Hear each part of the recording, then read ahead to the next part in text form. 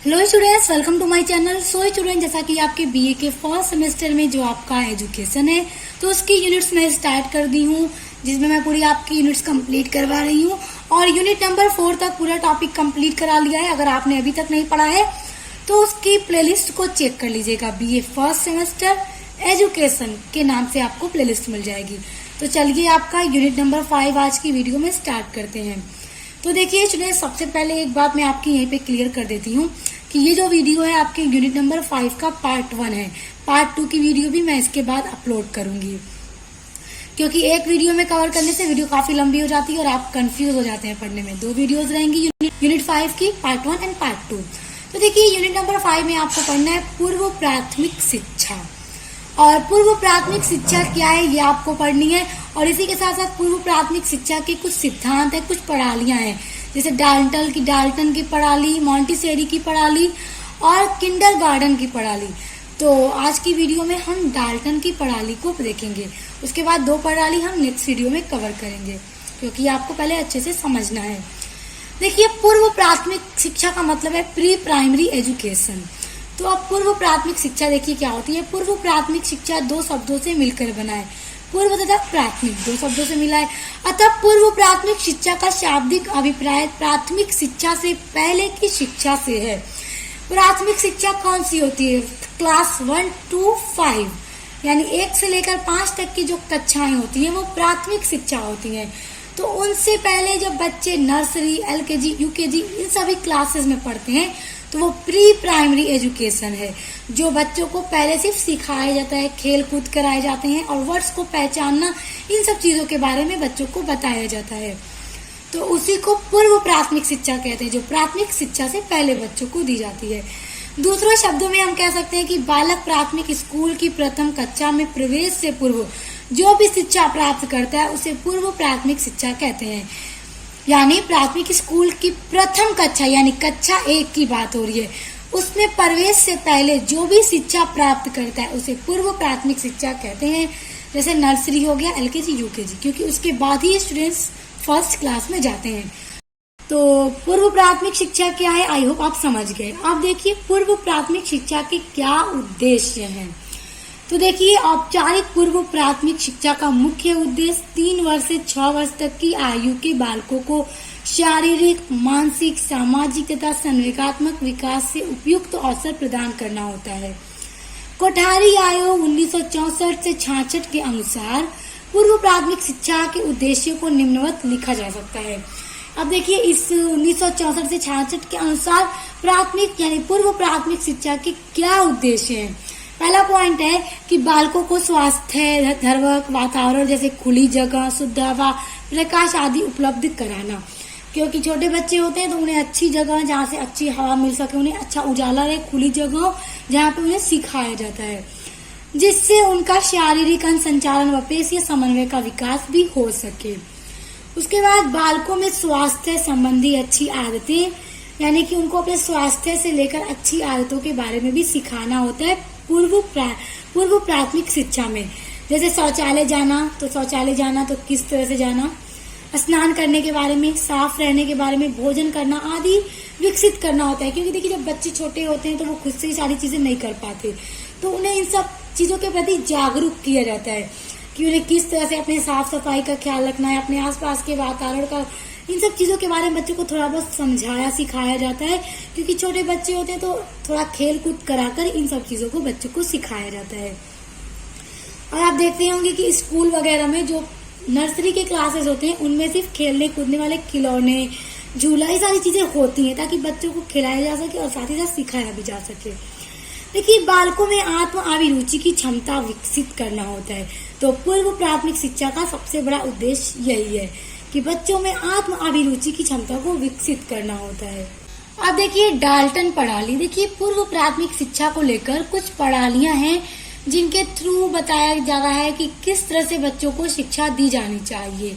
तो देखिए, जो डाल्टन प्रणाली का आविष्कार है उसको श्रीमती हेलेन पार्कहर्स्ट ने अमेरिका स्टेट में डाल्टन नामक नगर में सन 1913 ईस्वी में किया।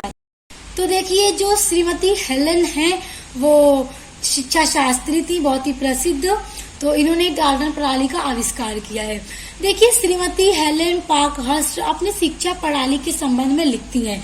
देखिए ये लिखती हैं कि डाल्टन प्रणाली एक यांत्रिक व्यवस्था है जिसमें व्यक्तिगत कार्य के सिद्धांत को कार्य में लाया जाता है। जो व्यक्ति के जो कार्य है उन्हीं को लाया जाता है कार्य में। यह स्कूलों का सरल और आर्थिक पुनर्संगठन है जहां शिक्षक तथा बालकों को अधिक उपयोगी रूप से कार्य करने का अवसर प्राप्त होता है। और देखिए जो डाल्टन प्रणाली है वो 11 से 12 साल तक की आयु के जो बालक होते हैं उनके लिए यह प्रणाली बहुत ही उपयोगी और सरल मानी जाती है। देखिए ये जो प्रणाली है इसका आविष्कार क्यों किया गया, श्रीमती हेलेन पार्कहर्स्ट ने इसका आविष्कार क्यों किया, तो देखिए इसके कुछ उद्देश्य हैं। इनका उद्देश्य क्या है, याद रखिएगा ये पूर्व प्राथमिक शिक्षा को लेकर के ये प्रणाली है। जो बच्चों को प्राइमरी एजुकेशन से पहले प्री प्राइमरी एजुकेशन दी जाती है उससे रिलेटेड। तो देखिए हर एक चीज को करने का कुछ न कुछ पर्पस रीजन जरूर होता है। तो आखिर डाल्टन प्रणाली के क्या उद्देश्य हैं, तो देखिए इसका उद्देश्य यह है कि बालक अपनी रुचि के अनुसार जो विषय जितनी देर चाहे उसका अध्ययन कर सकता है। यानी कि बालक पर कोई जोर जबरदस्ती नहीं होगी। जैसे कि स्कूलों में होता है ना कि बेल बना दी जाती है, 8 बेल है अगर, तो इस पीरियड में तुम्हें यही सब्जेक्ट पढ़ना है, ये पीरियड गई तो अब तुम्हें नहीं पढ़ना है, अब दूसरी पीरियड आ गई वही सब्जेक्ट पढ़ना है। तो डाल्टन प्रणाली में ऐसा नहीं है। इस प्रणाली के अनुसार ये उद्देश्य है कि जो भी बालक जितनी देर चाहे कोई भी सब्जेक्ट को पढ़ सकता है, उस पर कोई जोर जबरदस्ती नहीं होगी। वो जितनी देर चाहे उस सब्जेक्ट का अध्ययन कर सकता है।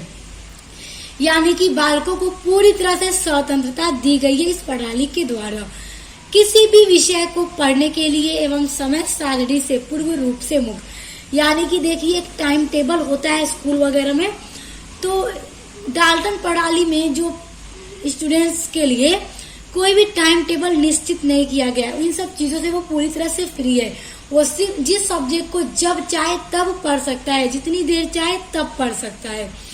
उसके अलावा बालकों को पूरी तरह स्वतंत्रता होती है कि वो अपने गति के अनुसार खुद को विकसित करे। देखिए जो बालक होते हैं जब छोटे होते हैं, जैसा कि 12 साल की आयु तक के ही बच्चों के बारे में बताया गया कि उपयोगी और सरल है, तो उन्हें अगर उन पर प्रेशर दिया जाए कि तुम्हें आप ये चीजें नहीं पढ़नी है, भले उसे वो चीज समझ आए ना आए, वो उसे और भी पढ़ना चाहे, तो उसको अगर आप जोर जबरदस्ती करेंगे तो वो नहीं पढ़ पाएगा, उसको नहीं समझ पाएगा। तो डाल्टन की प्रणाली के द्वारा यही सारी चीजें बच्चों के लिए आसान कर दी गई है कि वो अपने आप में एकदम फ्री है, टीचर का कोई दबाव उस पर नहीं होगा, वो पूरी तरह से स्वतंत्र होकर अपनी गति के अनुसार। देखिए कुछ स्टूडेंट्स ऐसे होते हैं जो थोड़ा स्लो होते हैं, जिन्हें कोई चीजें समझने में टाइम लगता है, और कुछ होते हैं जो फास्ट होते हैं, वो जल्दी समझ जाते हैं। तो हर स्टूडेंट्स अपनी अपनी गति के अनुसार खुद को विकसित करेगा। जो सब्जेक्ट जितनी देर चाहे, जिसमें उसकी रुचि ज्यादा होगी, उसको वो पढ़ेगा। कोई टाइम टेबल उसके लिए नहीं बनाया जाएगा। तो ये उद्देश्य है डाल्टन प्रणाली के। देखिए डाल्टन प्रणाली का जो पहला सिद्धांत है वो बाल केंद्रित शिक्षा का सिद्धांत है। देखिए डाल्टन प्रणाली से पहले ऐसा कोई सिद्धांत नहीं था, लेकिन डाल्टन प्रणाली के बाद बाल केंद्रित शिक्षा का सिद्धांत बना, जिसमें इस पद्धति के द्वारा बालक को प्रधान बनाया गया है। जो स्टूडेंट्स है उसको प्रधान बनाया गया है और शिक्षक को उसकी शिक्षा में सहायता देने वाला एक सहायक समझा गया है। यानी कि विद्यार्थी खुद को अपनी शिक्षा में केंद्रित करेगा और टीचर उसकी हेल्प करेगा। यानी इसमें बालक को क्या बनाया गया, प्रधान बनाया गया है। उसके बाद जो डाल्टन प्रणाली का दूसरा सिद्धांत है वो है स्व शिक्षा का सिद्धांत।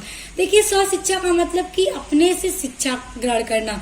यानी कि इस सिद्धांत में एक हर बालक को पूरी तरह से ये फ्रीडम है कि वो जिस सब्जेक्ट को जितनी देर चाहे पढ़ सकता है। स्कूलों में टाइम टेबल बना होता है, इस पीरियड में ये पढ़ना है, इस पीरियड में ये पढ़ना है, जिससे बालकों का अब इस प्रणाली के द्वारा जो बालक जितनी देर चाहे किसी भी सब्जेक्ट को पढ़ सकता है, उस पर कोई जोर जबरदस्ती नहीं होगी, वह अपने आप पर पूरी तरह से आश्रित है। अब देखिए तीसरा सिद्धांत है पूर्ण स्वतंत्रता का सिद्धांत। यानी कि डाल्टन प्रणाली में बालकों को पूरी तरह से स्वतंत्रता दी गई है, फ्रीडम दी गई है, वो पूरी तरह से मुक्त है। यानी कि वो अपने अनुसार जिस भी सब्जेक्ट में उसकी रुचि है, वो अपनी योग्यता के अनुसार, अपनी गति के अनुसार अपने कार्य को पूरा कर सकता है।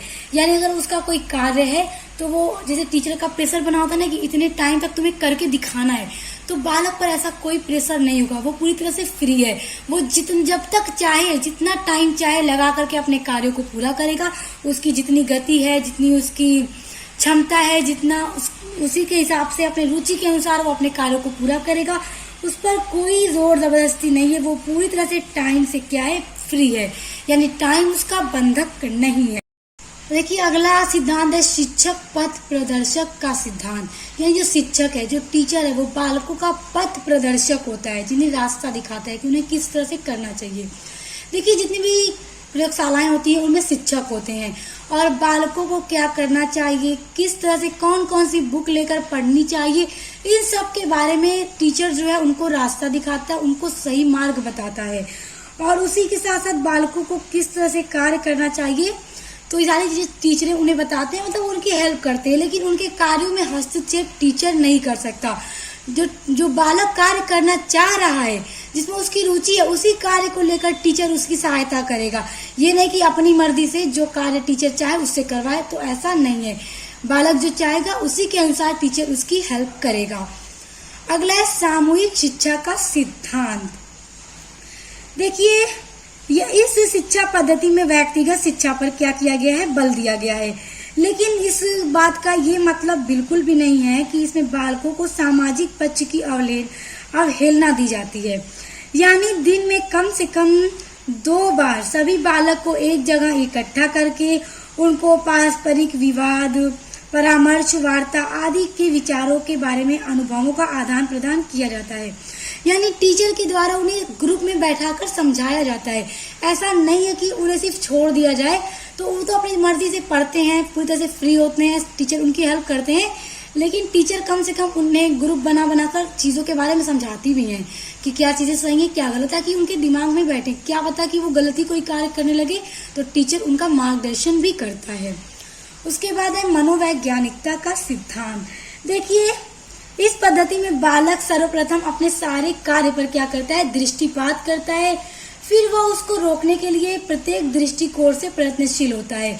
यानी कि बालक जो कार्य कर रहा है उसको करने के बाद देखता है कि उसमें कहाँ पर उसकी गलतियां हैं, और वो अपनी गलतियों को खुद ही पकड़ता है कि मैंने इस कार्य में कहाँ पर गलतियां कर दी हैं, और वो खुद ही उस कार्य को, अपनी गलतियों को सुधारने की पूरी तरह से कोशिश करता है। तो इस प्रकार हम कह सकते हैं कि उसका दृष्टिपात भी मनोवैज्ञानिक हो जाता है। तो इस तरह ये जो सिद्धांत अभी हमने पढ़े डाल्टन के सिद्धांत, तो आप देख सकते हैं कि पूरी तरह से बालकों को फ्रीडम है कि वो जिस तरह से चाहे जो भी सब्जेक्ट पढ़े, टीचर उसकी हेल्प भी करेगा, सामूहिक शिक्षा भी दिया जाएगा, और उसे जो गलतियां हैं वो उसे खुद पकड़ना होगा कि उसने किस कार्य में कहाँ गलती की है, फिर उसे खुद उसे मतलब सुधारना होगा। तो इस तरह हम देख सकते हैं कि वो मनोवैज्ञानिक भी बन रहा है। तो स्टूडेंट्स देखिए आपके यूनिट नंबर 5 में हमने एक जो प्रणाली थी डाल्टन की प्रणाली वो हमने पढ़ ली। 2 प्रणालियां अभी बची हैं, मॉन्टेसरी और किंडरगार्टन की, तो उसको हम नेक्स्ट वीडियो में कवर करेंगे, जो कि आपके यूनिट नंबर 5 का पार्ट 2 होगा। तो उसके लिए आप लोग चैनल पर जरूर विजिट कीजिएगा और देखिएगा। चैनल को सब्सक्राइब करके बेल आइकन को प्रेस कर लीजिए ताकि आने वाली हर वीडियो का नोटिफिकेशन सबसे पहले आपको मिले। और आपको हर वीडियो देखना जरूरी है, क्योंकि आपका क्वेश्चन किसी भी यूनिट से उठाकर दिया जा सकता है। जब देखे रहेंगे तभी समझेंगे, जब समझे रहेंगे तभी लिख पाएंगे। तो स्टूडेंट्स, मिलते हैं नेक्स्ट वीडियो के साथ।